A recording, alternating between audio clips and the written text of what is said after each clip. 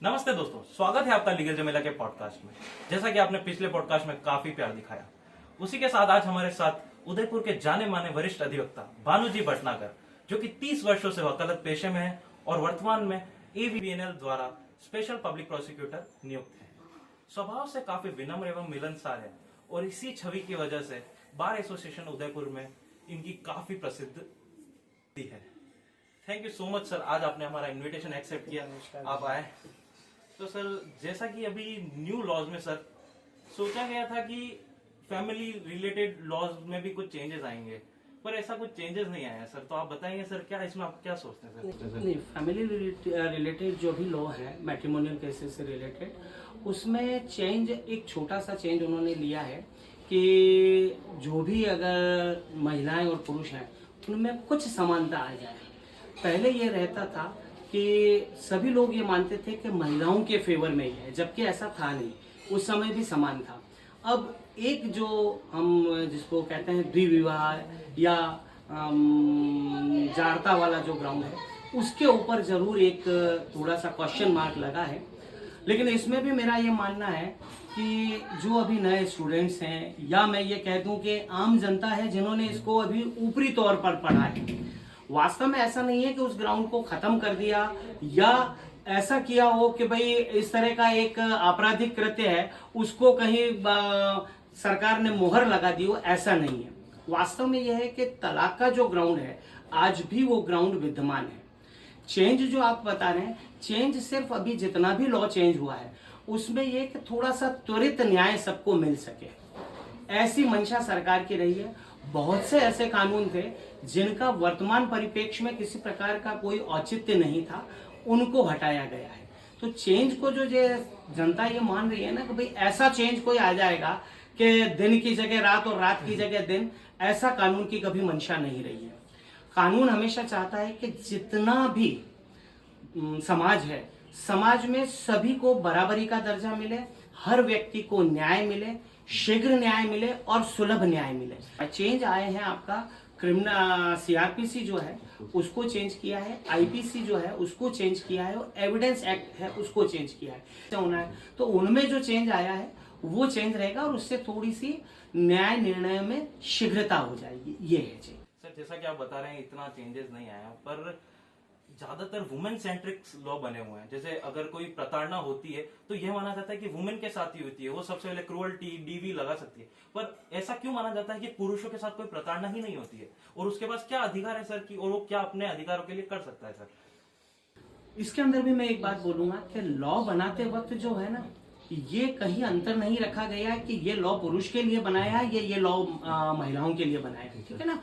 Man और women ये नहीं है। एक्चुअली ये जो बात आई है वो चूंकि पहले तो हमारे इस भारतीय संस्कृति में, सनातन धर्म में, या यूं कह दूं कि जो हिंदुस्तान से रिलेटेड है, नारी का एक बहुत बड़ा ऊंचा दर्जा था। लेकिन बीच का समय कुछ ऐसा आया कि जहां पुरुष प्रधान देश बन गया, तो वहां क्या है कि उसके अंदर जब नारियों की बात आती थी तो जो प्रताड़ना एकदम सामने नजर आती थी, फिर उनको लॉ के द्वारा जो प्रोटेक्ट किया जाता था, तो लोगों को लगने में लग गया कि सब जो सारा कानून है वो खाली महिला बेस्ड बना हुआ है, जबकि वास्तव में ऐसा नहीं है। कानून को अगर पढ़ा जाए, उसके अंदर देखा जाए तो दोनों के लिए बराबरी का दर्जा है। अगर कोई महिला गलती करती है, सबसे बड़ा मैं एक छोटा सा उदाहरण देकर के बताऊं, मेंटेनेंस रिलेटेड, क्योंकि अमूमन आम जनता के दिमाग में मेंटेनेंस से रिलेटेड आता है कि भाई महिला है तो उसको तो पैसा देना ही देना पड़ेगा। वास्तव में कानून में ऐसा नहीं है। कानून को अगर मान लो आप 125 जो पहले हुआ करती थी, और अब चूंकि CRPC चेंज हुआ है उसके अंदर 144 के अंदर उसको लिया है। उसको अगर आप ध्यान से पढ़ो तो उसके अंदर यह है कि पहली चीज एक तो ये कि कोई महिला स्वेच्छा से अगर अलग रह रही है तो उसके अंदर वो पर्सन जो है, उसका हस्बैंड, वो बाउंडेड नहीं है, ठीक है ना। तो ये एक चीज है, इसको समझने वाला चाहिए। दूसरा सबसे बड़ी चीज ये है कि उस व्यक्ति की जितनी इनकम है, क्योंकि हमारे यहाँ की जो संस्कृति है वो ये रही है कि महिलाएं जो है वो अपना घर का काम करती थी, पुरुष बाहर से कमा के लाते थे। तो ये जो कानून बना उस समय उस तरीके से बनाया गया कि जब महिलाएं घर में काम कर रही है तो उनका कम से कम गुजारा भत्ता तो उनको मिलना चाहिए। तो जो लॉ के अंदर जो लैंग्वेज लिखी हुई है वो ये है कि वृद्ध माता पिता, अवयस्क संतान और ब्याहता पत्नी, चाहे वह तलाकशुदा ही क्यों ना हो, तलाकशुदा, अब इसके ऊपर क्या है कि जब चर्चाएं चलती है और हम लोग जैसे इस तरह से बैठ के बात करते हैं या आम जनता के अंदर है तो कह रहे हैं वो तो तलाक हो गया तो भी वो लेगी, ऐसा नहीं है। अगर डिवोर्स इस ग्राउंड पे हुआ है कि महिला गलती पे है, क्रूरता महिला की तरफ से है, तो ऐसी स्थिति में वो मेंटेनेंस पाने की हकदार नहीं है। और कई मैटर ऐसे हुए हैं जिनके अंदर महिलाओं को मेंटेनेंस नहीं मिला, कारण कि वो स्वयं गलती पे थी। जब वो स्वयं अपनी स्वेच्छा से अगर मान लो अपने पति से अलग रहने का वो करती हैं, उस कंडीशन में नहीं मिलेगा। बाकी जो है, अगर प्रताड़ित होकर के महिला को अलग रहना पड़ रहा है किसी कारण से, तो उसका राइट है और मिलना भी चाहिए। सिर्फ कानून की जो है ना वो हमने व्याख्या कर दी, वो गलत ढंग से कर दी। वो एक लोगों के दिमाग में ये हो गया कि महिलाओं के पक्ष में ही कानून है, जबकि पुरुष की तरफ से भी यदि कोई व्यक्ति ध्यान से मुकदमा लड़े, पुरुष की सारी प्रॉब्लम्स को अगर जज के सामने रखे, क्योंकि जज जिस समय डायस पे बैठता है वो न्याय करने वाला न्याय की मूर्ति है, उसको केवल मात्र ये देखना होता है कि दोनों में से कौन सही है कौन गलत। अब आप अगर अपनी प्रॉब्लम्स अगर जज के सामने रखो ही नहीं, केवल इस डर में रह जाओ कि महिलाओं के पक्ष में कानून है, तो फिर न्याय तो आप खुद भी समझ सकते हैं कि कोर्ट कचहरी में तो गवाह और बयान उनके ऊपर ही और जो सबूत हैं उन्हीं के ऊपर फैसले होने हैं। तो सर जैसा कि आप बता रहे हैं कि ये हिंदू कस्टम से चल रही सनातनी धर्मों की वजह से ये प्रथा बनाई गई कि पुरुष प्रधान था, उस वजह से थोड़ा सा वुमेन को फेवर करा गया सर। थोड़ा सा फेवर ये है ना कि आज हम लोग भी अगर जब देखते हैं तो पुरुष प्रधान होने के कारण हमारे दिमाग में रहता है कि जो महिलाएं हैं घर के अंदर प्रताड़ित है, दो वर्ड्स उनके बारे में अगर ऐसे बोल दिए गए तो वो उसका जवाब देने में थोड़ा सा हिचकती हैं। क्यों? कि हमारे घर में बचपन से बच्चियों को ये सिखाया जाता है कि बड़ों के सामने नहीं बोलना है, जबकि महिला और पुरुष हमारे कानून के हिसाब से आज के परिप्रेक्ष्य में हम दोनों को बराबर मानते हैं ना। तो वहां पे हमारी बच्चियों को क्या सिखाते हैं हम? किसी के सामने नहीं बोलना, पति हमारा परमेश्वर होता है ना। तो पति परमेश्वर होता है, ये बात तो सही है, ठीक है, मान लिया। वो क्यों सिखाया जाता है? कि उन दोनों की गाड़ी सही ढंग से चल जाए, है ना। लेकिन इसका मतलब ये नहीं है कि वो प्रताड़ित होती रहे, ठीक है। अब महिला प्रधान और पुरुष प्रधान वाली जो बात है, यूं कह दूं कि महिलाओं के फेवर में और पुरुष के फेवर में किसी के भी नहीं बना हुआ है। एक्चुअली होता क्या है कि ये बात आपके दिमाग में इसलिए आई कि पुरुष शर्म के कारण कह दूं या यूं कह दूं कि जो माहौल हमारे समाज का जो बना हुआ है, जो मैंने अभी स्टार्टिंग में बोला था पुरुष प्रधान, तो वो अपनी प्रॉब्लम्स को बाहर लाने में एक शर्म महसूस करता है।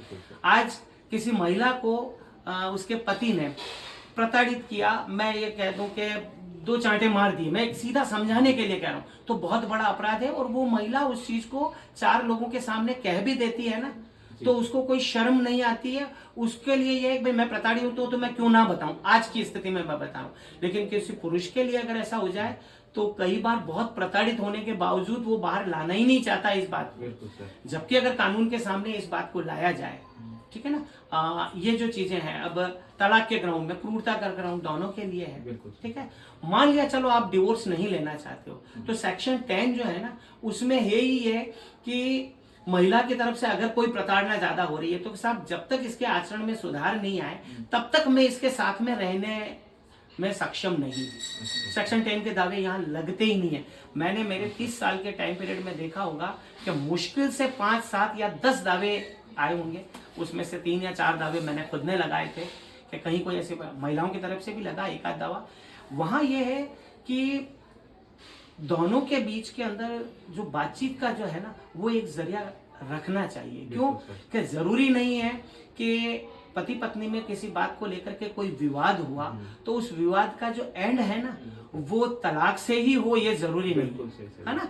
तो उसमें ये भी संभव है कि आज किसी कारण से दोनों के बीच में कोई मनमुटाव हुआ, दोनों जब अकेले रहते हैं, हस्बैंड और वाइफ का जो है ना वो अकेले रहने के दौरान उनको मालूम पड़ता है कि अकेले रहना क्या होता है या हमारी एक दूसरे के जीवन में क्या अहमियत थी, ठीक है ना। तो उस समय उन दोनों का साथ में रहना भी वापस संभव है। तलाक का दावा लगने के बाद में क्या होगा कि चाहे महिला ने लगाया पुरुष ने लगाया, जवाब सामने वाला देगा ही देगा।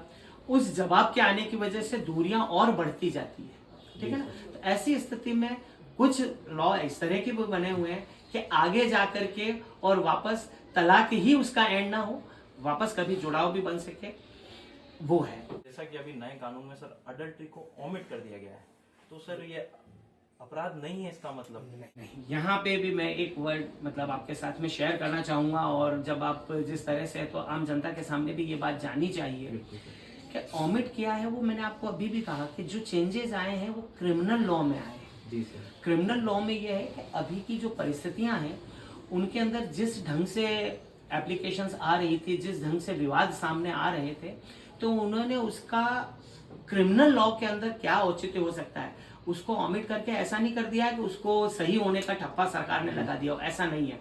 आज भी इस तरह का अगर कोई कृत्य होता है तो हिंदू लॉ के अंदर उसको अपराध की कैटेगरी में कह दूं, या यूं कह दूं कि उस ग्राउंड के ऊपर, ठीक है ना, सामने वाली जो पक्षकार है, चाहे महिला हुआ चाहे पुरुष हुआ, तो वो उस ग्राउंड पे तलाक ले सकता है, उस ग्राउंड पे कोर्ट के अंदर से अपना न्याय हासिल कर सकता है। आज भी वो चीज है उसके अंदर।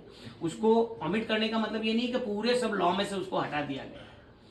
जैसे कि सर अपन हमेशा बात करते हैं कि अपने रीति रिवाज, अपना इंडिया पहचाना ही रीति रिवाज कस्टम के लिए जाता है, तो सर अडल्ट्री को ऑमिट कर दिया गया है, जो कि सर देखा जाए तो यूं बोला जा रहा है कि ये अपराध की श्रेणी में ही नहीं है।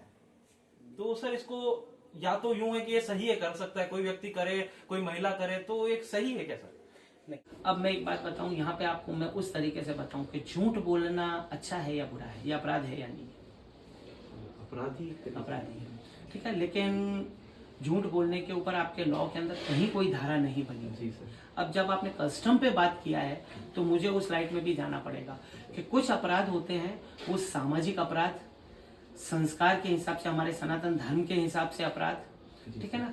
तो ऐसा नहीं है कि हम आज की तारीख में अगर मान लो इस तरह से कोई अगर एडल्ट्री वाली बात रहे और हम उसको कि भाई सरकार ने, मैंने फिर 2 बार या तीसरी बार मेरा ये वर्ड आपके इस उसमें आ रहा है कि सरकार ने उस पर सही होने का ठप्पा नहीं लगाया, सिर्फ यह है कि उसकी वजह से जो वाद बाहुल्यता वर्ड कहूं, और अल्टीमेटली लास्ट में उस चीज को प्रूव करने की जो बात आ रही थी एडल्ट्री वाली, जो आपका जैसे 494 वाला ये भी था और ये जो सारी चीजें थी, उससे अभी वर्तमान परिप्रेक्ष्य में उसका औचित्य जब नजर नहीं आ रहा था तो उस चीज को वहां से क्रिमिनल लॉ से ऑमिट किया है।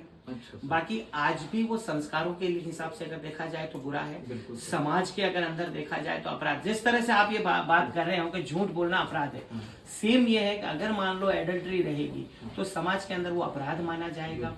रीमैरिज का आप जैसे बता रहे हो, तो सेकंड शादी जो है तब तक वैलिड नहीं हो सकती। आप ये ठीक है, चलिए अगर मान लो किसी के साथ में उन्होंने इस तरह का संबंध बनाया है, अपना आगे का जीवन वो उसके साथ में गुजारना है, तो वो जब तक पिछली शादी से तलाक नहीं हो जाता तब तक वो जो शादी है सेकंड शादी वैलिड नहीं होगी। सेकंड शादी वैलिड नहीं होगी तो अपने उसके साथ में उसका जीवन गुजारना संभव ही नहीं है, ठीक है। उस महिला के कोई अधिकार नहीं होंगे जो एक ब्याहता पत्नी के होते हैं। तो ये सारी चीजें जो है ना, वो देखते हुए एडल्ट्री को बिल्कुल अगर बाहर निकाल दिया, ऐसी बात नहीं है। एडल्ट्री आज भी गुनाह की दृष्टि में मानी जाएगी और कल भी गुनाह की दृष्टि में मानी जाएगी। भारतीय संस्कृति से रिलेटेड, सनातन धर्म से जो हमारे धारा 5 के अंदर जो प्रोविजंस दे रखे हैं, उन प्रोविजंस के अलावा अगर किसी प्रकार का कोई रिलेशन हस्बैंड वाइफ की तरह रहता है तो वो भारतीय कानून के अंदर अपराध है, भारतीय कानून के अंदर अवैध है। इसमें आप अपराध और अवैध दोनों शब्दों को साथ चलाएं। सर जैसे अभी एक नया कानून गया है, सेक्शन 69 ऑफ भारतीय न्याय संहिता, उसके अंदर ये कहा गया है कि अगर कोई व्यक्ति किसी महिला को शादी का झांसा देता है और उसके साथ फिजिकल रिलेशन बनाता है तो उसको 10 साल तक की सजा हो सकती है, पर यही सेम स्त्री करे किसी पुरुष के साथ तो उससे कोई सजा ही नहीं है सर। यहाँ पे ये है कि हम ये मानते हैं कि पुरुष का जो है ना, वो 25 जगह आना जाना है, वो दिमाग से जो है इस चीज को 4 लोगों के अंदर शेयर करके और झांसा खाने से स्वयं बचने का है। महिलाओं का ऐसा है कि शादी हमारे इस सनातन धर्म के अंदर एक वो संस्कार माना गया, ये कॉन्ट्रैक्ट नहीं है। तो जब किसी व्यक्ति के द्वारा, किसी पुरुष के द्वारा शादी का झांसा दे करके उस महिला को ये बहला फुसला करके कि मैं तुम्हारी जिंदगी के अंदर पति के रूप में जीवन में साथ चाहता हूँ, ऐसा झांसा दे करके यदि उस महिला को बरगलाया जाता है ना, और इस तरह से अगर विवाह का झांसा दे करके उसके साथ में संबंध बनाए जाते हैं तो उस महिला का पूरा जीवन बर्बाद हो जाता है, जैसा आप और हम सभी जानते हैं। बिल्कुल सही बात है। पुरुष के अंदर यह है, अगर मान लो ये है तो उसके पास में दूसरी अदर रेमेडीज सारी मौजूद है, वो उन रेमेडीज के अंतर्गत एप्लीकेशन लगा करके उसको विवाह करने के लिए वो कर सकता है ना। यहाँ यह है कि उस महिला का पूरा जीवन बर्बाद ना हो, इस वजह से पर्टिकुलर पुरुषों के ऊपर एक अंकुश लगाने के लिए, क्योंकि यह प्रवृत्ति जो है ना वो कहीं समाज की व्यवस्था को ना बिगाड़ दे, इस वजह से लगाया गया है। जैसे नए लॉज आए हैं 1 जुलाई से जो लागू हुए हैं, उसमें सर ऐसा कुछ है कि वो क्रिमिनल रेट कम कर देंगे? मैंने शुरुआत में भी एक वर्ड बोला था कि कुछ चीजें ऐसी है कि जिनकी वजह से लॉ बहुत निर्णय होने में जो है ना वो बहुत लंबे समय लग रहे थे। अब ये जो चेंज आया है उसमें थोड़ी सी त्वरित गति हर मैटर में बन जाएगी। तो त्वरित गति अगर बनेगी तो आज अगर मान लो जैसे कोई व्यक्ति अपराध करता है तो उसे ये मन में जो हैबिचुअल ऑफेंडर जो है, जिनका आदतन अपराधी जिसको हम बोलते हैं, उनके दिमाग में एक बात रहती है कि चलिए ठीक है, क्योंकि समाज के अंदर एक तबका ऐसा भी होता है, बहुत ज़्यादा नहीं होगा, मैं 98% के लिए नहीं कह रहा हूँ, मैं माफ़ी चाह रहा हूँ, लेकिन 2% ऐसे भी हैं कि जिनके लिए समाज, परिवार, कानून, कचहरी, जेल, ये सारा जो है ना इसका डर से वो थोड़ा ऊपर उठ चुके हैं। बिल्कुल। उनको केवल अपने जीवन से प्यार है, वो आज को देख रहे हैं, वो उनका कल को, उनके बच्चों के भविष्य को, या यूं कह दूं आगे समाज के अंदर क्या स्थिति उनके उस एक्ट की वजह से वो उनको किसी कारण से, या तो यूं कहते हैं कि उनकी अज्ञानता है ये कि उनको नहीं अंदाज लग रही है। तो ऐसे जो 2% लोग जो हैं वो जब ये करते हैं तो उनको पहले ये रहता था कि चलिए एक बार होगा, कोर्ट से हमें बेल मिल जाएगी, बेल मिलने के बाद में 15 साल तक मुकदमा चलेगा, तब तक हम जिए ना जिए क्या पता कि कल किसने देखा है। अब ये है कि अपराधियों के मन में भी एक ये भय आएगा। जो नया कानून है, मैंने जितना पढ़ा है, मैंने अभी पूरा तो शायद मेरे अंदाज से बहुत कम लोग कह पाएंगे कि मैंने तीनों एक्ट पूरे पढ़ लिए, लेकिन जितना मुझे जरूरत पड़ती गई और इन 15 दिनों में हमने देखा है, तो इसके अंदर होगा क्या कि उन अपराधियों में भी ये भय होगा कि यार जब त्वरित न्याय होना है तो हर चीज नीट एंड क्लीन।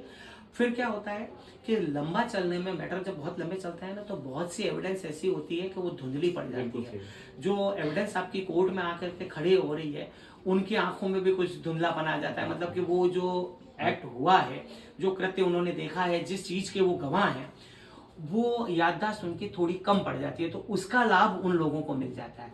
तो मेरी अपनी मान्यता है कि ये जो अभी नया कानून बना है उसके अंदर जब त्वरित अगर ट्रायल चलेगी और विचारण त्वरित चलने से व्यक्ति ने जो देखा है, जो महसूस किया है, जो बात कोर्ट के सामने लाई जानी है, वो थोड़ी शीघ्रता में आएगी। शीघ्रता में आएगी तो उससे आपका अंकुश थोड़ा सा अपराधियों के ऊपर लगेगा, ऐसा मेरा मानना है।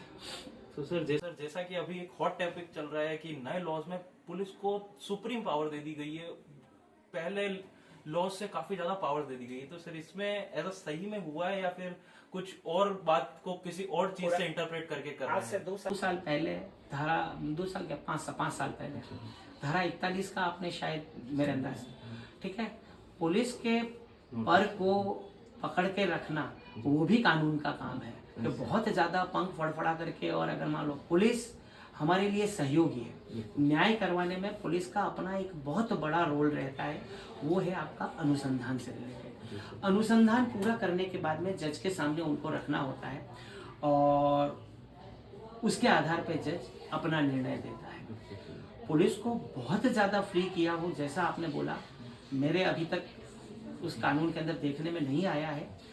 फिर भी आप अगर मान लो कह रहे हैं तो मैं उस चीज़ को भी थोड़ा और गहनता से अध्ययन करूंगा, बट मेरा जहाँ तक मेरी ये चीज़ है कि पुलिस को बहुत ज़्यादा फ्री नहीं किया गया है।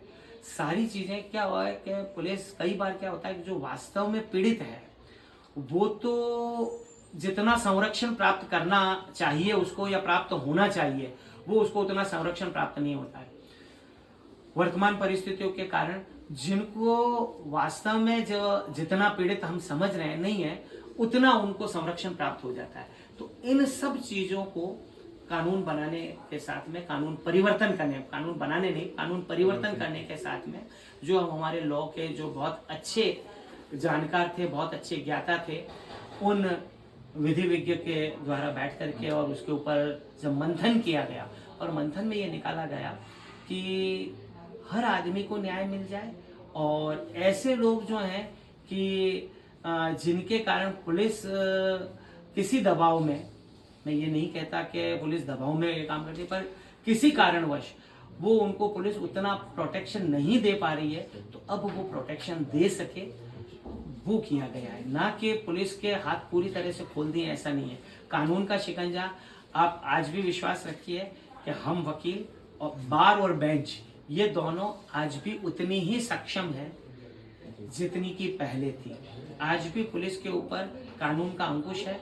आप और हम बैठ करके, मीडिया वाले, एडवोकेट्स और हमारे जो विद्वान जजेस हैं, वो पुलिस को इतना फ्री नहीं होने देंगे कि हमारे समाज में अराजकता फैल जाए। सर, जैसे कि आपको 30 वर्ष हो गए हैं वकालत पेशे में, तो सर आपने काफी केसेस लड़े होंगे, क्रिमिनल, सिविल, रेवेन्यू। तो सर आपको ऐसा कोई आपका चैलेंजिंग इंस्टेंस बताइए सर, जो आपने एक्सपीरियंस किया हो, थ्रिलिंग हो पूरे आपके करियर में सर। अपनी लाइफ में एटलीस्ट 50 से ज्यादा मुकदमे ऐसे हैं जिनमें कुछ, मैं नाम तो इसलिए नहीं ले सकता कि किसी की भी पर्सनल लाइफ को मैं इस तरह से मीडिया के ऊपर वो नहीं कर सकता, लेकिन 8 साल और 10 साल दोनों हस्बैंड वाइफ के बीच में झगड़ा चलने के बाद में उनके वापस बैठ करके उनकी मीटिंग्स करवा करके उनके अहम को कम करते हुए उनमें वापस जुड़ाव बनाया और आज उनके बच्चे फॉरेन में स्टडी कर रहे हैं। मतलब 2001 में मुकदमा आया, 2008 तक वो मुकदमा लड़े हैं, बच्चों को भी छोड़ दिया था और मतलब एक तरह से हर इंसान के दिमाग में था कि इनके बीच में म्यूचुअल डिवोर्स हो जाए तो ज्यादा अच्छा है, नहीं तो ये तो कोर्टों के अंदर जिस ढंग से आपस में मुकदमे कर रहे हैं तो शायद न मालूम क्या इनका बीच का वो रहेगा और कब तक लड़ते रहेंगे। लेकिन उनके परिवार में भी वापस जुड़ाव बना, तो मुझे ये बहुत खुशी है कि 50 से भी ज्यादा मुकदमे ऐसे हैं जिनमें पति पत्नी के बीच में वापस जुड़ाव बनाया है। और जुड़ाव कैसे बनता है वो मैं एक छोटे से उदाहरण के लिए दूंगा कि एक मुकदमा एटलीस्ट 2000 के आसपास स्टार्ट हुआ था और 2007 या 8 तक वो चला था। उसके अंदर हस्बैंड ने भी अपनी वाइफ पे बहुत एलिगेशन लगाए, वाइफ ने भी हस्बैंड पे बहुत एलिगेशन लगाए, डिवोर्स की भी बात आ गई थी उसमें, मेंटेनेंस के भी मुकदमे चल रहे थे।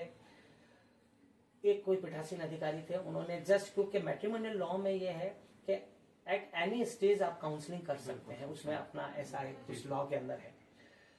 तो उन्होंने वैसे ही, भानु जी आप जब लोगों से बात करते हैं तो दोनों से बात करने का हो सकता है कि आपकी बात इन दोनों की समझ में आए तो इन दोनों से बात करो। हालांकि मेरा उस केस से कोई वो नहीं था, न तो मैं पुरुष की तरफ से था न महिला की तरफ से था। मैंने दोनों को बैठ करके, और काउंसलर भी नहीं था, काउंसलर ने अपना काम कर दिया था। ये तो मैंने एक मानवीयता के नाते कह दूं या समाज का एक अच्छा नागरिक होने के नाते कह दूं या लॉ से रिलेटेड होकर के, और अगर दो व्यक्ति को अगर समझाएं तो कोई बुरा नहीं है। और मेरा कोई इंटरेस्ट नहीं, मुझे किसी से पैसा, कोई फीस लेनी नहीं थी। उन दोनों को समझाया, मैंने कहा भाई दोनों के बीच में झगड़ा किया है, तो उन्होंने जो बातें की एटलीस्ट आधे घंटे तक उनकी जो डिबेट चली आपस में, इसने मेरे को ऐसा कह दिया, इसने मेरे को ऐसा कह दिया, इसने मेरे पे यह आरोप लगाए, ये सारी चीजें वो कहते रहे। मैं उससे पीछे पीछे पीछे जाता रहा। मैंने कहा आखिर कोई तो स्थिति ऐसी आई होगी कि आप लोगों का एकदम स्टार्टिंग से झगड़ा था, तब नहीं था। अब आपको सोच करके और सुन करके बहुत हंसी भी आएगी। करते करते करते करते दोनों हंस दिए। मैंने कहा जिस दिन आप अलग हुए उस दिन भी तो कोई बड़ा झगड़ा हुआ होगा। तो हाँ साहब झगड़ा हुआ था। और मैंने कहा क्या बड़ा झगड़ा हुआ? तो उन्होंने जो जगह बताई, मैं नाम भी जगह का नहीं, बट एक प्लेस पे दोनों हस्बैंड वाइफ की उम्र होगी 25-26 साल के आसपास। 26 का अगर हस्बैंड होगा, 25 की उनकी वाइफ होगी। दोनों कहीं मिलने गए थे स्कूटर पे। अब ये बताओ झगड़े कैसे होते हैं पति पत्नी के, और कितना इन कानून के अंदर गलत ढंग से आ जाने से क्या होता है। दोनों ने लेकर के और मिलने गए, वहां मिल करके बातचीत करके अपने किसी रिलेटिव के यहाँ, पहचान वाले के यहाँ, वो जब उतर रहे थे, उतरते ही नीचे पुरुष ने आकर के, हस्बैंड ने आकर के स्कूटर उठाया, स्कूटर स्टार्ट किया, उनकी जो पत्नी थी वो उनकी उस पर बैठ गई, और बैठने के बाद में वो जाने वाले थे, तब तक उन्हीं की सेम एज की उनके घर में कोई लड़की थी जिनके यहाँ मिलने गए थे। उसने ऊपर से बोला, आप किस तरफ जा रहे हो? तो उन्होंने जो साइड बताई कि मुझे भी उधर जाना है, अगर आप मुझे छोड़ दें तो। अच्छा, राइट, ठीक है। यहां तक कोई हंसी की बात नहीं, हंसी की बात आगे आएगी। वो जब तक ड्रेसअप होकर के नीचे आ रही थी, तब तक उस हस्बैंड के विचारधारा में क्या आया मैं नहीं कह सकता, पर उन्होंने स्कूटर वापस स्टैंड पे खड़ा किया, पास में एक ट्यूबवेल हैंडपंप जो लगा हुआ था उससे थोड़ा सा पानी हाथ में लिया, उस सीट के ऊपर डाला, अपना रुमाल निकाला और उसकी सीट को ठंडी कर दिया। ठीक है, दोनों हस्बैंड वाइफ घर चले गए।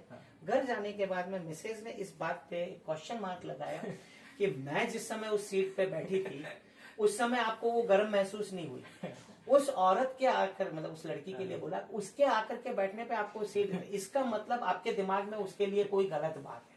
राइट, हस्बैंड ने लेकर के ये बोल दिया कि मैं भी तो यहाँ से चला जाता हूँ, तब तुम जो सामने रहने वाला कोई उनके यंग एज का कोई उससे हंस के बातें करती हो। दोनों ने एक दूसरे के ऊपर एलिगेशन लगा दिए और 8 साल उनका मुकदमा चला। मैंने लेकर के हस्बैंड से पूछा, मैंने कहा तुम्हारे को इसके कैरेक्टर पे कोई शक था क्या? नहीं, मुझे तो कोई शक नहीं था, पर इसने मेरे को बारे में बोला तो मैंने भी इसके बारे में बोल दिया। मिसेस को पूछा, मैंने कहा तुम्हारे को उस रिलेशन पे कोई शक था? तो अगर शक नहीं था, मेरे को तो मजाक करनी थी, तो मैंने मजाक किया और वो मजाक इस तरह से उल्टी पड़ गई। तो मैंने कहा फिर 9 साल काहे को लड़े? ये चीज हम जज के पास में लेकर के गए और सबसे बड़ा ताज्जुब होगा आपको कि 10 मिनट के अंदर वो मैटर सारे खत्म हुए और वो दोनों साथ में रह गए। तो इस तरीके से हम मीडिएटर्स की सारी जिम्मेदारी है, हम एडवोकेट्स की जिम्मेदारी है कि हमारे पास में मैटर आया, मैं एडवोकेट्स की भी जिम्मेदारी कर रहा हूँ। मैटर आने के बाद में कमाने के लिए बहुत लंबी चौड़ी दुनिया पड़ी है। ऊपर वाले ने अगर मुंह दिया है तो खाना उसको देना ही देना है। हाँ, हो सकता है कि लग्जरियस लाइफ में कुछ कमी हो, लेकिन वो भी कोई बुरा नहीं है। लेकिन जहाँ मैट्रिमोनियल केस आ रहा है, जहाँ बच्चों का भविष्य आ रहा है, जहाँ महिला और पुरुष के भविष्य की बात आ रही है, तो हमें एक बार अपनी तरफ से सही राय उनको देना चाहिए। कानून के अंदर क्या क्या बातें किस तरीके से, कोई प्रताड़ित है उसका पूरा साथ देना चाहिए, लेकिन जहाँ प्रताड़ना को बढ़ा चढ़ा के बताया जा रहा है वहाँ हमें चाहिए कि हम उसको सही मार्गदर्शन दें। हो सकता है कि हमारे मार्गदर्शन से वापस एक टूटा हुआ घर जुड़ जाए। लास्ट क्वेश्चन सर, अभी जो नए law generation, first generation lawyers जो आते हैं, उनको क्या करियर एडवाइस देना चाहेंगे कि वो कैसा है और अपना करियर कैसे बिल्ड करें इस फील्ड में? सर, हम थोड़ा सा पुराने समय को लेकर के देखें।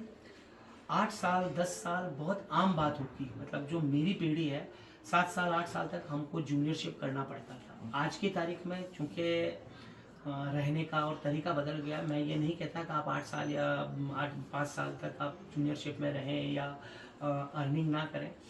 अर्निंग एक ऐसा बिंदु है कि आप अगर मान लो अपना ध्यान केंद्रित करते हुए फुल कंसंट्रेशन से अगर आप अपने फील्ड पर ध्यान दो तो निश्चित रूप से पैसा आपके पीछे दौड़ेगा, आपको पैसे के पीछे दौड़ने की ज़रूरत नहीं होगी। ये मेरा अपना एक्सपीरियंस मैं आपके सामने बोल रहा हूँ। होता क्या है कि आप किसी एक बच्चे को आप अगर ये कह दो कि भाई तुम्हें 3,000 रुपये महीने के देंगे या 5,000 रुपये महीने के देंगे, अभी के फिर उस माहौल के हिसाब से 5,000 रुपये उसको अगर उसकी स्टाइपेंड, उसकी पॉकेट मनी मिलने लग गई तो उसके बाद में उसके फ्रेंड्स भी आ जाएंगे, उसके बाद में उसका घूमना फिरना भी आ जाएगा, उसके बाद में उसकी मूवीज भी आ जाएंगी, सारा मतलब उसके अंदर ही। तो शुरुआत के जो 2 साल 3 साल जो आपको कंसंट्रेशन लॉ पे बनाना है, अपने फील्ड पे बनाना है, वो नहीं बनता है। इसलिए मैं उसका पक्षधर हूँ कि शुरुआत का जो 1 साल है, जो आपने भी 1 साल नाम लिया, 1 साल जिसके भी साथ में बच्चा अगर जुड़ रहा है, क्योंकि सीनियर के पास में आपको केस जो है ना वो ज़्यादा मिल जाते हैं, आपके पास में फाइल्स है, अगर फाइल नहीं है तो आप कहाँ से पढ़ेंगे, है ना। तो फाइलें करने के लिए आपको किसी के साथ में अटैच होकर के वो करना पड़ेगा। तो जब वहाँ आप जुड़ते हैं, सीनियर्स को जब ये नज़र आता है कि मेरे पास में आया हुआ विद्यार्थी या मेरे पास में आया हुआ नया है, जूनियर्स वर्ड में अभी यहाँ इस जगह कम लूँगा और मेरे ऑफिस में भी मैंने जूनियर्स वर्ड बोले, लेकिन जो मेरे पास में कुछ सीखने के लिए आया है उसको केवल पैसे से प्यार है, तो उस समय उसका भी एक टारगेट हो जाएगा, ठीक है इसको पैसा दो 5,000 रुपए में उसके लिए, एक सीनियर के लिए, अब यहाँ सीनियर वर्ड इसलिए जो पुराना एडवोकेट है उसके लिए 5,000 रुपए में कोई बड़ी बात नहीं, उसको 2500 काम ऐसे करवाने पड़ते हैं जिसमें 5,000 से ज्यादा का खर्चा उसका हो जाता है। तो वो 5,000 रुपए के अंदर एक नए विद्यार्थी को, नए एंट्री लेने वाले को रख लेगा। लेकिन उस व्यक्ति का जो है ना, उस बच्चे का जो है ना, वो कैरियर खाली 5,000 पे अटक के रह जाता है। यदि वो नहीं भी होगा तो आपका स्टाइफंड आपको मिलेगा। किसी भी सीनियर के पास में जाने के बाद में, किसी भी पुराने एडवोकेट के पास में जाने के बाद में ऐसा कभी नहीं होता है कि वो आपका शोषण करने लग जाए। ठीक है, मैं वही एक्सेप्शनल केस छोड़ दो 2%, बाकी ये होता है कि धीरे धीरे धीरे धीरे वो आपको काम सिखाने की तरफ ध्यान देगा। तो आपका फर्स्ट टारगेट जो न्यू कमर्स हैं उनका काम सीखने पे होना चाहिए। 1 साल 2 साल होते होते आपके पास में पर्सनल केसेस आने लग जाएंगे। जब पर्सनल केस, अच्छा फिर आप उसको इनकम नहीं मानते हैं। न्यू कमर्स के साथ में एक सबसे बड़ी जो कमी है ना, कोई नोटिस देने के लिए आया, ठीक है, नोटिस देने में क्या होता है कि कई बार जो पुराना अधिवक्ता है जी, या क्यों कह दूँ सीनियर अधिवक्ता है, या जो एक लंबे समय से प्रैक्टिस में है, बहुत इस तरह का भाई हाँ इसमें 15 लाइन लिखनी है, तो वो अपने पास में काम करने वाले उस बच्चे को सिखाने के लिए अच्छा ठीक है तुम बना देना, ठीक है, उस नोटिस की फीस भी तो आती है, वो भी दिलवाते हैं सीनियर्स, मैंने देखा है कई सीनियर दिलवाते हैं। आपको महीने की 5,000 तनख्वाह नहीं न दे करके, और अगर मान लो आपको महीने में इस तरह के 5 काम दे दिए तो भी आपका इनकम हो गया, एक चीज। दूसरा, उसमें उस क्लाइंट के साथ में आपका जुड़ाव बनेगा। अदरवाइज आप अगर वहां से जिसको बोलते हैं कि पेमेंट मंथली सैलरी, अगर सैलरी लेने चालू कर दिया तो क्लाइंट के साथ में आपका जुड़ाव किसी भी हालत में नहीं बन सकता। ठीक है, क्लाइंट के साथ में जुड़ाव कब बनेगा? जब आप उसका काम समझो, उस काम को करो। बड़ा काम होगा सीनियर करेगा, लेकिन जहाँ इस तरह का है कि आपके उस सीमा क्षेत्र में है, आपकी क्षमता के अनुसार है, निश्चित रूप से वो आपको देगा। कई आप बड़े ऑफिस जो क्रिमिनल ऑफिस हैं उसमें बेल के लिए अपने पास में जो काम कर रहा है बच्चा उसको भेज दिया जाता है, तो उसमें भी तो आखिर इनकम है ही है और काम सीखने को मिल रहा है। डायस पे आप जब तक नहीं जाओगे, फाइल आपके हाथ में जब तक नहीं होगी तब तक आप काम नहीं सीख सकते। तो इस वजह से आप जो ये बता रहे हो ना, तो उन बच्चों को थोड़ा सा हम लोगों ने, मतलब मैं और मेरे से सीनियर ने और ज्यादा ये किया होगा। मेरी जो पीढ़ी थी तब तक भी हम 5-7 साल तक तो बराबर ये सोच के चलते थे कि हमें केवल काम कहीं से मिले। तो उसके बाद में एक वक्त आता है कि पैसा आपके साथ में दौड़ता है, पैसा इजीली आता है, फील्ड में बहुत पैसा है, इस फील्ड में इतनी ब्रांचेज हैं कि मतलब आदमी खाली बैठ ही नहीं सकता। आप किसी भी एडवोकेट को देख लो, निश्चित रूप से उसके पास में काम होगा। कोई ये कहता है कि मैं एडवोकेट हूँ पिछले 3 साल से, लेकिन मेरे पास में कोई काम नहीं है, तो वो झूठ बोलता है। Once again thank you sir, आपने अपने कीमती समय से समय निकाल बहुत कर बहुत धन्यवाद कि आपने मेरी जो ये भावनाएं हैं, और खास तौर से मैट्रिमोनियल लॉ के अंदर, तो कभी कभी हम भी जब खाली बैठते हैं और जो केसेस हमारे पास में आते हैं तो बहुत आहत होते हैं हम कि माहौल जो बिगड़ रहा है और गलत कारणों की वजह से परिवार टूट रहे हैं। तो अगर मान लो आपका ये इंटरव्यू कहीं पर परिवार जोड़ने में अगर सार्थक होगा तो मुझे बहुत खुशी होगी।